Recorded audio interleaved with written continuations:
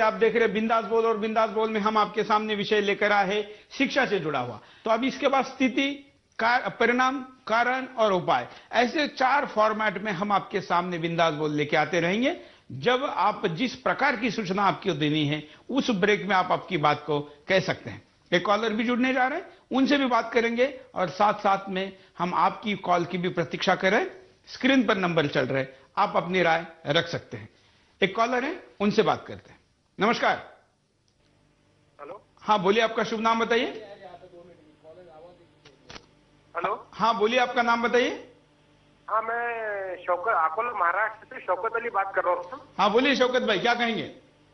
हाँ सर, ये जो शिक्षा का मुद्दा है तो गवर्नमेंट को थोड़े कड़े कदम उठाने चाहिए, शिक्षण विभाग को, शिक्षण मंत्रालय को, कि पैसे वाली पार्टियां जो है, फाइनेंशियली जो स्ट्रांग लोग होते हैं वो तो पैसे के बलबूते पे अपनी उन्नति और तरक्की कर लेते हैं। मात्र गरीबों के पास एक ही उपाय रहता है, उनका शिक्षण। बिल्कुल।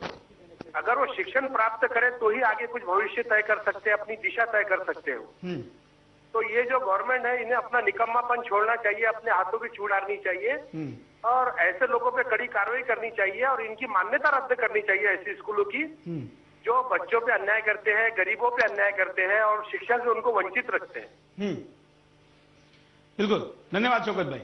हम कॉलर को कहेंगे कि अभी हम बात करें समस्या की। समस्या विषय में अगर आप ऐसे स्कूलों को जानते हैं, आपके साथ ऐसा हुआ या आपके जानने वाले किसी के साथ ऐसा हुआ है, तो इस विषय पर आप जोर दीजिए और वो केस हमको बताइए।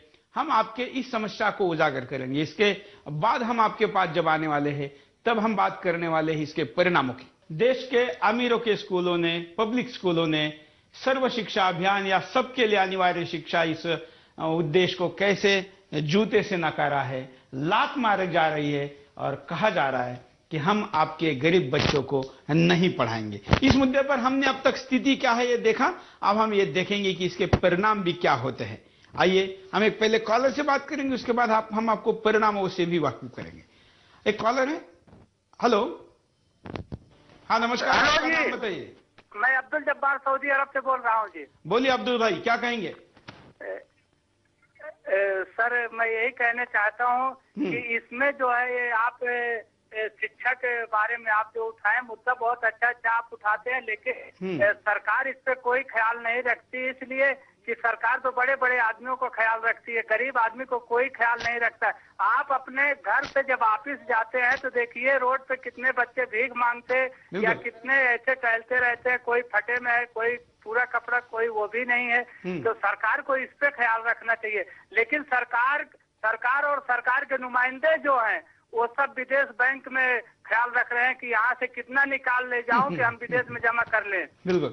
और वो ये नहीं सोच रहे हैं कि उनकी हर पीढ़ी यहीं से जन्म लिया और यहीं के है वो और यहीं इनको रहना है, लेकिन ये अपने देश के बारे में कुछ ख्याल नहीं रख रहे हैं सर। बिल्कुल, मतलब गरीबों की शिक्षा। ये कहना चाहता हूँ कि जैसे आप हमसे लगभग ज्यादा उम्र के हैं और ज्यादा मालूमात है आपको।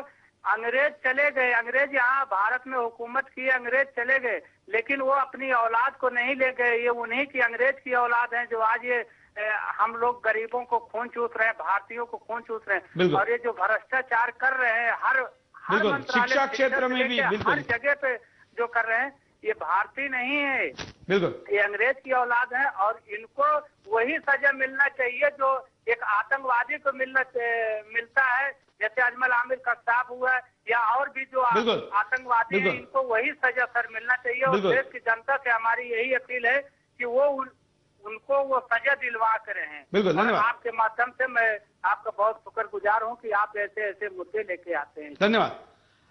सऊदी अरब से एक भारतीय बात कर रहे थे, भ्रष्टाचार को इस विषय से जोड़कर दिखा रहे थे। और सही है, ये भ्रष्टाचार केवल आर्थिक क्षेत्र का भ्रष्टाचार ही भ्रष्टाचार है ऐसा नहीं है, तो ये भी एक वैचारिक भ्रष्टाचार है जो देश के साथ धोखा है। एक कॉलर है, उनसे और बात करते हैं।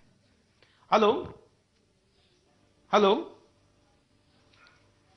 हाँ बोलिए, आपका नाम बताइए। भूपेंद्र सिंह। हाँ बोलिए, क्या कहना चाहते हैं आप। हाँ, मैं कहना चाह रहा हूँ आज आपको एक बार फिर धन्यवाद, आपने बहुत अच्छा मुद्दा उठाया है। धन्यवाद। हाँ हेलो। हाँ बोलिए, क्या कहेंगे शिक्षा के इस समस्या पे। हाँ, मैं भूपेंद्र सिंह बोल रहा हूँ मुंबई से। हाँ बोलिए भूपेंद्र जी। हाँ, आप आज आपको धन्यवाद स्पेशली, क्योंकि आपने एक बहुत ही सेंसिटिव मुद्दा उठाया है। देखिए, इनका जो लोगों का, राजनेताओं का एक सोच है कि, हाँ मैं यही बता रहा हूँ कि इन लोगों का एक सोच है कि यदि गरीब का बच्चा पढ़ा तो इनकी जो तानाशाही है वो खत्म हो जाएगी। इसलिए ये लोग नहीं चाहते कि गरीब का बच्चा पढ़े। बिल्कुल, धन्यवाद। गरीब का बच्चा नहीं पढ़े ऐसा चाहते हैं, इसलिए अमीर या यूं कहे कि राजनेता या यूं कहे कि जो समाज में अपने आप को आर्थिक दृष्टिकोण से आगे मानते हैं, ये लोग गरीबों को नहीं पढ़ना देना चाहते। ये बात कर रहे भूपेंद्र कॉलर से। एक हम आप दिखाते हैं कि आपको कि इन ऐसी समस्या के कारण क्या परिणाम होता है।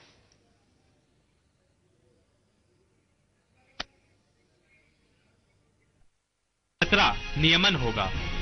बिना शिक्षा के आदमी की नियति पशु के समान हो जाती है। ऐसे में भारत में शिक्षा के खिलाफ हो रहे इस प्रयास से मनुष्य अपनी इंसानियत खो बैठेगा। बेरोजगारी में बढ़ोतरी। अगर स्कूलों ने गरीबों की शिक्षा नकारी तो देश में बेरोजगारी बढ़ेगी, क्योंकि देश में 70% लोग गरीब हैं। नेतृत्व विकसित नहीं होगा। नेतृत्व के बगैर कोई भी समाज आगे नहीं बढ़ सकता। अगर समाज आगे नहीं बढ़ेगा तो देश भी आगे नहीं बढ़ेगा। देश का विश्व गुरु बनने का सपना पूरा नहीं होगा। कई वर्षों से विश्व गुरु बनने का सपना देख रहा हमारा देश बिना शिक्षा के सपना अधूरा रह जाएगा। इसलिए जरूरी है कि देश में शिक्षा को आगे और बढ़ाया जाए। अराजक तत्व इससे गलत फायदा उठाएंगे। पहले ही देश में ऐसे लोग हैं जो हमारे अज्ञान का फायदा उठाने की कोशिश कर रहे हैं। ऐसे में अगर बेरोजगारी की मात्रा बढ़ती है तो देश में गलत फायदा उठाने वालों की कमी नहीं होगी। अपराध बढ़ेगा। देश में अगर लोग शिक्षित नहीं होंगे तो वो अपराध की तरफ रुख कर लेंगे, क्योंकि अशिक्षित लोगों को सही और गलत राह की पहचान नहीं होती है। और भी कई परिणाम होंगे, लेकिन इन परिणामों के साथ साथ सबसे गंभीर परिणाम है कि पूरी मानवता पे ही आंच आएगी, क्योंकि दुनिया की इतनी बड़ी आबादी जिस देश में रहती है उस आबादी का सबसे बड़ा हिस्सा अगर शिक्षा से दूर रहेगा तो इससे मानवता खतरे में पड़ जाएगी। लेकिन ये दानव कैसे समझेंगे, ऐसा ही बड़ा सवाल है। एक कॉलर हमारे साथ जुड़ने जा रहे हैं, हम उनसे बात करते हैं। आपका नाम बताइए। हेलो। हाँ, हेलो। आपका नाम बताइए। जी, मेरा नाम धर्मेंद्र कुमार हुआ, मैं धनबाद से बोल रहा हूँ। हाँ, बोलिए। जी, मैं बताना पहले तो मैं सुदर्शन न्यूज को धन्यवाद देना चाहता हूँ कि आपने जो सच चलाने के दिखाने की जो मुहिम चालू की है उसके लिए। बोलिए बोलिए, आप बोलते रहिए।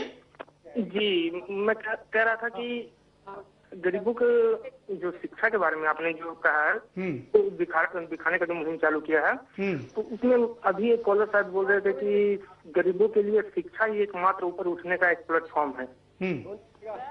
तो मैं कहना चाह रहा हूँ कि हमारे मुख्यमंत्री बिहार के जो नीतीश कुमार जी हैं वो भी एक बार बोल रहे थे कि अगर दोनों के बीच में अगर एक खाई बन जाती है तो जो उन्होंने बताया कि अगर गाजियाबाद, गुड़गांव या फिर हरियाणा वगैरह को हम लोग देख रहे तो वहाँ पर विकास बहुत ज्यादा हुआ है, तो इस तरह से विकास के एक टापू बन जाएंगे जो कि शायद देश के लिए सही नहीं होगा। तो इसी तरह अगर हम लोग ये तो शिक्षा से नकारते रहे तो ये भी एक अमीरों और गरीबों के बीच में एक का काम हो जाएगा, जो कि खाई जो कि फिर आगे भविष्य के लिए हमारे देश के लिए ही नहीं बल्कि विश्व के लिए भी मतलब अच्छा नहीं होगा। तो मैं यही कहना चाहता हूँ कि गरीबों के लिए उठने के लिए मात्र जरिया जिससे कि आप नकार रहे हैं। और एक चीज और कि जो हम लोग देसी भाषा में पढ़ाई नहीं होती है, बहुत सारे स्टेट है जो अपने लोकल लैंग्वेज में पढ़ाई होती है सरकारी स्कूलों में, जिसमें गरीब लोग और बड़े बिल्कुल सही कह रहे हैं। धन्यवाद धन्यवाद, बहुत विस्तृत लेकिन अच्छी प्रतिक्रिया आपने यहाँ पर दी है, धन्यवाद। हम परिणामों की बात कर रहे हैं, अब भी इसी विषय को बढ़ा सकते हैं। जैसे कि मैंने कहा बिंदास बोल में हम विषय लेकर आए हैं, स्थिति का परिणाम कारणों पर हम जाएंगे और उसके बाद कार्यक्रम के अंत में हम इसके उपाय पर भी जाएंगे। केवल चर्चा समस्या पर बात नहीं रुकेगी, हमको इसके अंजाम तक लेके जाना है, इसलिए हमको ये भी बात कहनी पड़ेगी। आप भी अपनी प्रतिक्रिया दे सकते हैं। एमएमएस देखते हैं क्या कहता है।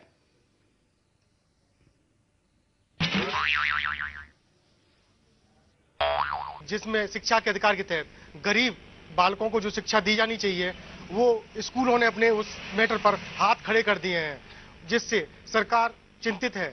और इस शिक्षा के अधिकार में जो कि गरीब बच्चों के लिए बनाया गया था, अगर गरीब ही बच्चे इसमें शिक्षा प्राप्त नहीं कर पाएंगे तो फिर इस अधिकार का क्या मतलब रह जाएगा।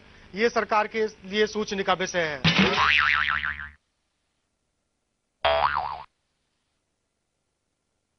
एमएमएस दिखाते रहेंगे, साथ साथ में आपके एसएमएस भी लेंगे। एसएमएस के साथ साथ हम आपके फेसबुक, ट्विटर और ऑर्कुट की प्रतिक्रिया भी यहां पर आप देख सकते हैं, जो हम आपके सामने लेकर आए हैं, और साथ साथ में आपके कॉल भी लेंगे। एक कॉलर हमारे साथ जुड़ने जा रहे हैं। हेलो। हेलो। हाँ बोलिए। हाँ जय हिंद सर। जय हिंद सर। आपकी जो बात है, आपको मैं मुबारकबाद देना चाहता हूँ। आप बहुत बारीकी से बहुत अच्छा प्रोग्राम करते हैं। धन्यवाद। जो इंडियन गवर्नमेंट ने जो इकोलॉजी का जो गरीब बच्चों के जो मसला आपने उठाया है, और जो गरीब जो गवर्नमेंट अगर झुक रही है इससे, प्रधानमंत्री जी जो इससे झुक रहे हैं, शिक्षा मंत्री इससे झुक रहे हैं, ये शर्म की बात है। हिंदुस्तान के अंदर जो गरीब बच्चे जो है शिक्षक के लिए, अगर गरीब बच्चों को अपने स्कूलात के अंदर ये दाखिला नहीं लेते हैं, ऐसे इस पे पाबंदी, इस पे बैन होना चाहिए सर। आज अकोला जिला के अंदर पातुर शहर है, जो शाह बाबू स्कूल हाई स्कूल है। मेरा खुद का एक बच्चा है, मैं इसको अच्छा पढ़ाना चाहता हूँ सर। और 12वीं क्लास में तो दाखिले के लिए उसके एक एडमिशन के लिए 10,000 रुपए फीस मांगी जा रही सर। अब मेरी इतनी औकात नहीं कि मैं 10,000 रुपए भर सकता हूँ सर। मैं एक पैडल रिक्शा चलाता हूँ सर, और ऐसी मसला है कि मेरे बच्चे को मैं पढ़ा नहीं सकता हूँ, मैं बहुत मजबूर हूँ। और ऐसी स्थिति में भारत गवर्नमेंट को क्या है और क्या करना चाहिए गरीब बच्चों के लिए, शिक्षक के लिए, उनके पास क्या योजना है, और ऐसी स्कूल पे पाबंदी लगना चाहिए सर। मैं अकोला से साबिर हुसैन बोल रहा हूँ। बिल्कुल, धन्यवाद साबिर भाई। 12वीं की कक्षा के लिए 10,000 रुपए की डोनेशन की मांग की है। दिल्ली में नर्सरी की एडमिशन के लिए लाखों रुपए ले जा रहे, और ये फीस के साथ साथ इनके पास करोड़ों रुपए की जमीन है। अगर आप दिल्ली शहर में कुछ सरकारी जमीन के ऊपर बने स्कूलों की, प्राइवेट स्कूलों की बात करेंगे, मुंबई जैसे शहरों में बने स्कूलों की बात करेंगे, जो कि महानगरों के साथ साथ बड़े शहरों में बने हैं, इनके पास जो 25-50 एकड़ जमीन होती है, ये 100 से लेकर 1000 करोड़ रुपए तक की होती है, जो इनको रियायती दर पर इसलिए दी जाती है क्योंकि ये जब स्कूल खोलने का इरादा सरकार के सामने पेश करते हैं, तब कहते हैं कि हम सामाजिक सेवा के नाते इसको शुरू कर रहे हैं। हम 25% लोगों को इसमें जॉब देंगे, एडमिशन देंगे, लेकिन इन बातों को नकारा जाता है। ऐसी बेईमानी का क्या क्या परिणाम होता है हमने देखा। अब हम देखेंगे इस ब्रेक के बाद कारण क्या क्या होते हैं। ब्रेक लेते हैं, ब्रेक के बाद आएंगे और कारणों पर नजर डालेंगे। बिंदास बोल।